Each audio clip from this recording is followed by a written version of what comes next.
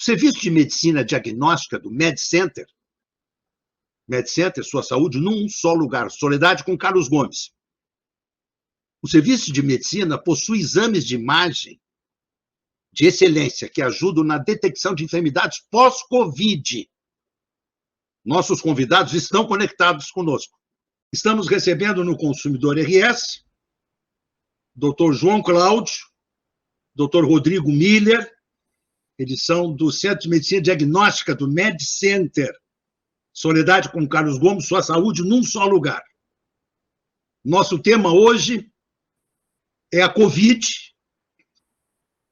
as comorbidades pós-Covid. O que acontece com quem já se curou da Covid? Parece que existem ainda problemas de pulmão que são persistentes. Bem-vindo, doutor João Cláudio, bem-vindo, doutor Rodrigo.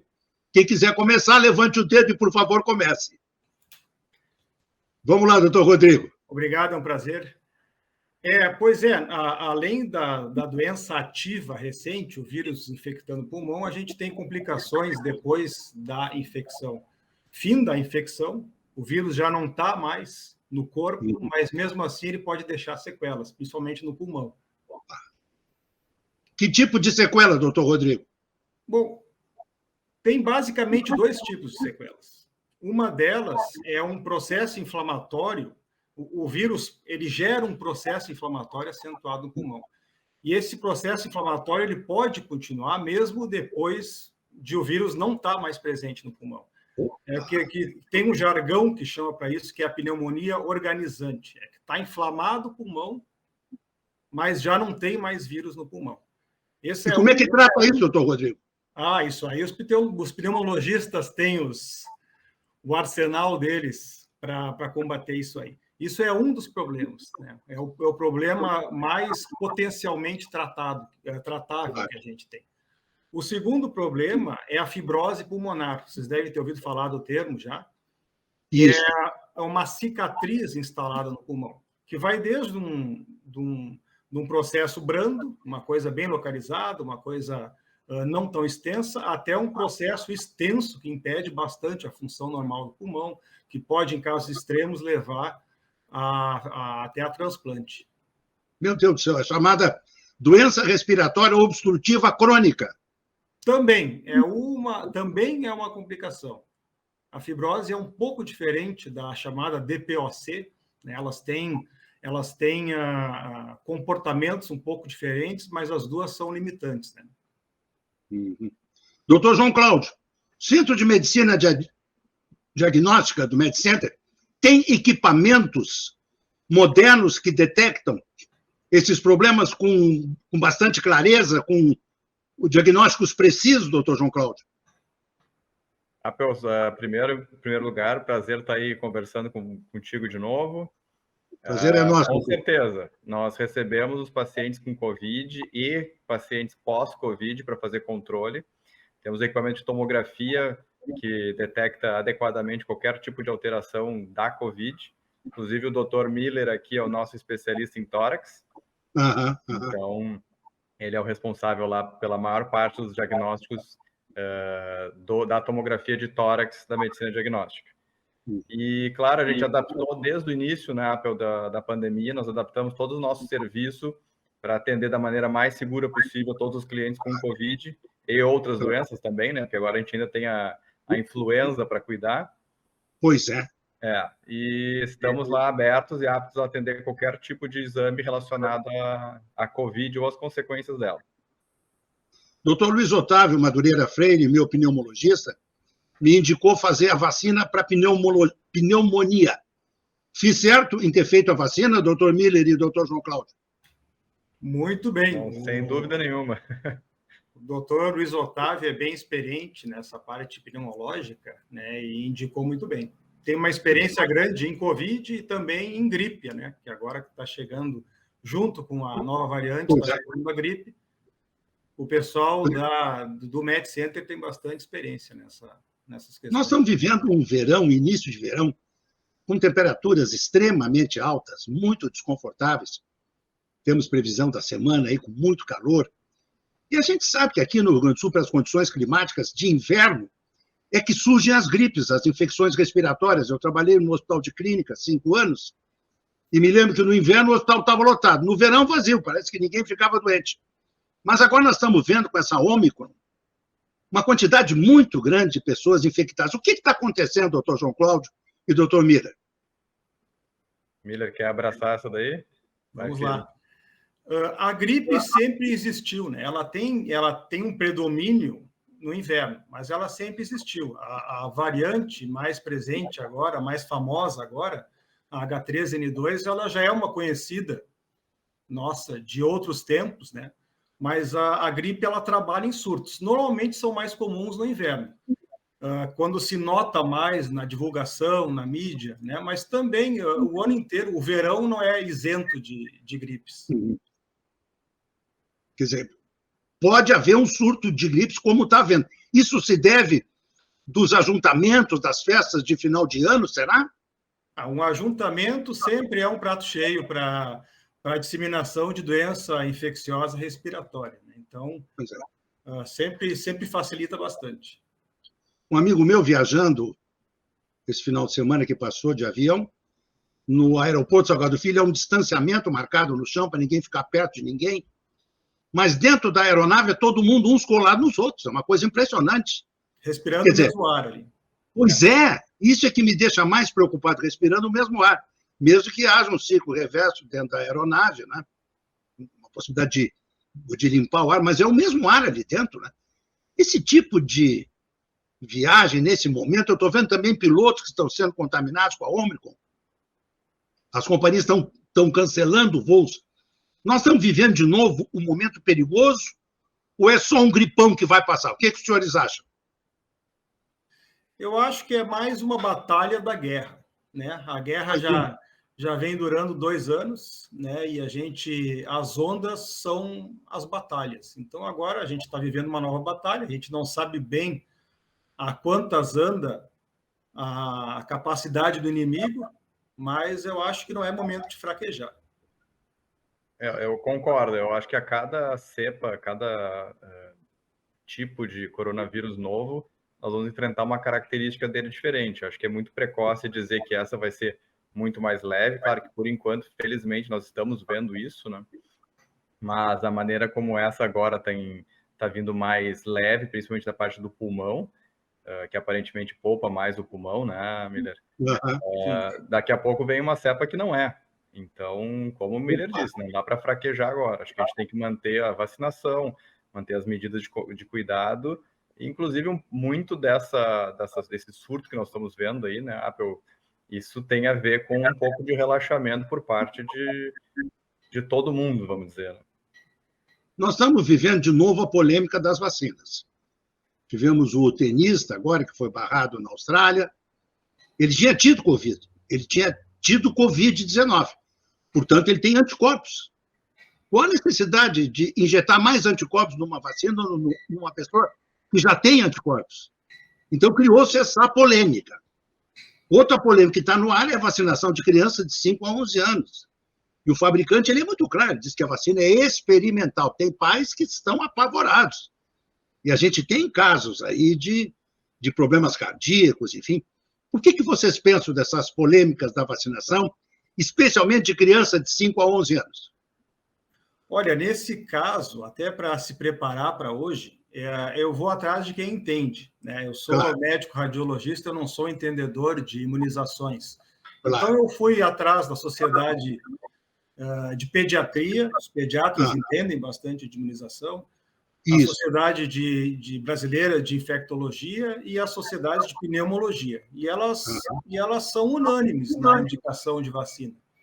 Então, a impressão que eu tenho é que a gente tem que seguir quem entende, né? Quem tá trabalhando mais de perto com isso e que tem mais experiência nisso. É isso mesmo, doutor João Cláudio? Eu tenho que concordar com o Miller também, Apple. Em primeiro lugar, a gente escuta os especialistas normalmente, né? Claro que sempre vai ter dúvidas, nada, como a gente já tinha comentado aqui, é tudo muito novo, mesmo nós já estamos há 2 anos aí com o coronavírus, é tudo muito novo. Não é o fato da vacina ser dita experimental que ela não é segura. E eu, pessoalmente, acredito que, principalmente por uma medida de bloqueio epidemiológico, eu acho que é uma vacinação importante. Tá? Todas as vacinas têm algum tipo de reação, algum tipo de risco. Não é exclusividade da vacina do coronavírus. Todas entendi. as outras vacinas têm um potencial também. Então, isso não é justificativa para a gente impedir aí uma vacinação que pode controlar melhor a doença. É verdade. A última vez que fiz a vacina contra a gripe foi há 6 anos atrás. Eu tive um quadro de febre extremamente elevado, 40 graus, uma dor de cabeça insuportável, fui parar na emergência de um hospital, e a médica que me atendeu disse, o que aconteceu com o senhor? O senhor foi a algum lugar? O senhor fez algum? Não, eu fiz a vacina contra a gripe. Então, o senhor não faça mais essa vacina contra a gripe. Me medicou com Tamiflu, e eu nunca mais fiz a vacina contra a gripe, e nunca mais tive gripe. Faz 6 anos que eu não tenho gripe, e agora estou vacinado pela Covid, fiz a 3ª dose, né? Mais essa vacina da pneumonia que o doutor Luiz Otávio recomendou. De qualquer forma, me sinto um pouco inseguro em sair de casa e vejo amigos também inseguros. Os senhores acham que a gente tem que vencer esse momento de insegurança, de incertezas, e tentar viver uma vida mais normal? Ou é preciso continuar se precavendo, fechado em casa? O que os senhores acham desse momento? Eu acho que vamos deixar mais liberado para quem realmente precisa, né? Eu acho que se nós tivermos possibilidade de poder nos resguardarmos mais, eu acho que não tem por que brincar, né? Eu acho que tem gente que não tem opção. Trabalhadores da saúde, por exemplo, não têm opção, né? E estão sendo bastante acometidos pela nova variante, né? Então, eu acho que, tendo opção, o melhor que tem é cumprir as recomendações e se resguardar um pouco. Eu concordo também, as vacinas, só para a gente lembrar aqui, elas não impedem a contaminação. Elas podem, em certo grau, impedir a contaminação, mas não é o objetivo principal delas, né? O objetivo principal é evitar casos graves ou morte.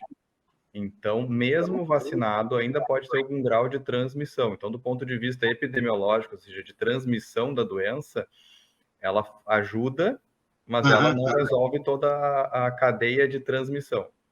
Então, como o Miller falou, se nós pudermos preservar a nós mesmos e aos outros, é melhor para todo mundo. Principalmente se a gente estiver falando de pessoas que a gente sabe que tem maior risco. Idosos, portadores de doenças crônicas. Então, esse sim tem que ser mais cuidado, tem que ter mais cuidado ainda. Claro. Essas medidas, assim, sanitárias, vamos dizer assim, elas são medidas probabilísticas. Quer dizer, isso às vezes as pessoas têm dificuldade de entender. Se trabalha com redução de probabilidade de ter alguma coisa. Um paralelo que se pode fazer é o cinto de segurança. O cinto de segurança, ele não garante que a pessoa vai deixar de morrer num acidente de trânsito, mas ele reduz bastante a probabilidade, né? Claro que vai ter uma ou outra história de complicação da pessoa que caiu no rio, ou que caiu na água e teve problema por conta do cinto, mas de uma maneira geral ele protege. Então, a maioria dos prefeitos e governadores dos estados proibiram o carnaval esse ano. Mas nós estamos vendo aí as partidas de futebol com os estádios, já vão começar os campeonatos regionais com os estádios bem cheios, principalmente São Paulo e Rio. Né? O que vocês acham disso? Não pode o carnaval de rua, não pode ter desfile, mas o futebol continua com torcedores. Não é um contrassenso? O que vocês acham desses movimentos? Eu acho que é um tipo de decisão que não envolve só a medicina nem a epidemiologia, né? A gente está falando de cultura, a gente está falando de política. Então, até fica um pouco... Acho um pouco difícil de responder exatamente essa pergunta. Claro. Isso aí vai depender muito mais da motivação política, inclusive dos mandantes e da própria cultura do futebol, do que exatamente uma orientação médica, vamos dizer assim. Então, é difícil de opinar nesse sentido. Eu, esse final de semana que passou, assisti os jogos da Copa Africana de Futebol, seleções extraordinárias. Os estádios lotados. E a África está registrando uma queda muito grande da contaminação do Ômicron. Será que nós vamos enfrentar isso aqui também? Vamos ter uma queda acentuada, doutor Mírio? O que o senhor acha? Uma queda de contaminação? Isso. Uma hora, sim. Eu acho que, por enquanto, nós estamos numa curva ascendente ainda. Ascendente, se a gente for pensar, os Estados Unidos, Reino Unido, o sistema de saúde deles sucumbiu um pouco ao volume de casos, não tanto pela gravidade, mas pelo volume de casos. Né? É verdade, é verdade. Então, eu acho que aqui nós estamos numa curva ascendente ainda. Esses pacientes que tiveram Covid-19 e que vão procurar, por indicação médica, medicina diagnóstica do MedCenter, fazem exames, que outras consequências vocês conseguem observar, além desses problemas do pulmão que o Dr. Miller falou, enfim, que outros problemas, que outras consequências o Covid deixa nas pessoas? Bom, é uma doença que nós chamamos de sistêmica, ela compromete todo o corpo. Mas o que a gente vê bastante são sequelas vasculares. Vasculares. Ela altera bastante a questão de coagulação do sangue, ela gera coágulos durante o processo de infecção, mesmo depois. Então, a gente acaba vendo sequelas disso, né? A gente vê sequelas de até pacientes com atrofia de nervos, de nervo olfatório, o nervo responsável pelo nosso sentido de olfato. Sim. E a gente sabe que a Covid compromete o olfato, então alguns pacientes atrofiam o nervo olfatório. E vai, além das complicações cardíacas, que são bastante comentadas, complicações médicas, cada vez surge mais coisas e cada vez a gente aprende mais. Tem uma questão, as questões neurológicas também, né, Miller? Algumas... Neurológicas? Relatos, inclusive, de esquecimento, falta de concentração, início de casos de depressão, pós-Covid, enfim, muita coisa aí, que nós nem sabemos ainda, e muita coisa para estudar ainda também. Meu Deus do céu. Mas que coisa séria, né? Que coisa séria. Meu Deus do céu. Bom, o Centro de Medicina Diagnóstica do MedCenter está preparado para receber pacientes encaminhados por colegas de vocês. Vocês estão atendendo que dias e que horas, doutor João Cláudio? Estamos atendendo de segunda a sexta, das 7h15 às 11 da noite. Às 11 da noite? A ressonância nós realizamos até às 11 da noite. A ressonância magnética até às 11 da noite? Até às 11, principalmente para as pessoas que não conseguem fazer durante os horários de quem trabalha. A gente resolveu estender os horários para permitir que as pessoas que não têm como vir no horário do comercial, possam realizar seus exames. Nós trabalhamos com a tomografia até às 8 horas da noite também. E nos sábados, exames às 7 horas até às 2 horas da tarde também. Quer dizer que o doutor Miller, por vezes, fica até às 11 da noite também ou não? Fico de molho. Fica de molho? Posso ser acionado, é verdade. Nós tentamos dar uma prioridade para os exames que são de tórax, diagnóstico de Covid, né? Então, por isso, o Miller fica até meio de plantão aí. Sim, ele fica de sobreaviso, né? Sim. E eu estava comentando, nossos exames, eles são feitos todos com baixa dose de radiação. Então, a gente tem esse cuidado para não ter uma exposição extra dos pacientes. Uhum. E a nossa enfermagem está muito bem preparada para os cuidados de higiene e de proteção. Então, eu encaminho a minha turma para lá. Meus parentes, meus amigos, eu encaminho para lá. E atende todos os convênios, né, doutor João Cláudio? Sim, a grande maioria dos convênios a gente atende lá. Unimed, Bradesco, Sul América, tudo? Todos os principais convênios. Só os que são mais estrutura própria, que alguns a gente não atende, né? Claro. Isso é muito bom. E lá é um espaço muito adequado, tem um estacionamento muito bom. Enfim, tem o hotel do lado para o paciente que vem de outra cidade. Enfim, vocês estão localizados num ponto muito interessante ali. Olha, parabéns pelo trabalho de vocês. Eu sei que o Centro de Medicina Diagnóstica é muito preparado, todo mundo fala bem, não vejo uma reclamação, todo mundo cumprimentando quando sai daí, diz que vocês são muito atenciosos. Acho que é por aí, vocês estão de parabéns. Obrigado. Uma manifestação para a gente concluir a nossa entrevista dos senhores, um de cada vez, por favor. Bom, só para dizer para qualquer um dos espectadores aí que precisarem de algum atendimento, principalmente para Covid, para si mesmo, para familiar, que claro, não hesite, é só ligar. A gente sempre pede que informe se estiver relacionado com o Covid, que nós temos procedimentos especiais daí, e estamos à disposição para tudo que precisar. Eu estou pedindo para o Cláudio, para o Thiago, meu editor, colocar na tela, nesse momento, endereço, telefone, tudo. Então, está aí para o telespectador ver. Qualquer coisa, liga para lá. Não adianta ficar em casa com dúvidas, angustiado, né?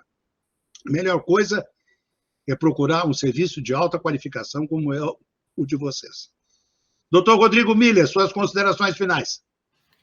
A recomendação de cuidado contínuo, continuar com as medidas, não achar que acabou, porque a variante parece ser um pouco mais branda, e, se precisar, procure ajuda. É isso aí. Disponíveis. É isso aí, que bom. Doutor João Cláudio, doutor Rodrigo Miller, meu abraço bem carinhoso. Muito obrigado pela participação no Consumidor RS. Eu estou devendo uma visita para vocês. Doutor Luiz Otávio, doutor Marcos Reus, que estão inaugurando a sala nova da associação. Aí eu, pessoalmente, vou estar no MedCenter para gravar. Aí gravo com vocês pessoalmente. Ando com muita saudade dos meus amigos, né? A gente, nesse período, ficou muito afastado, surgiu a internet para a gente gravar as nossas entrevistas, enfim. O mundo mudou. Não sei se para melhor, mas que mudou, mudou. Querido doutor Rodrigo, doutor João Cláudio, um abraço bem carinhoso, uma boa semana para vocês. Fiquem com Deus. Obrigado pela participação conosco.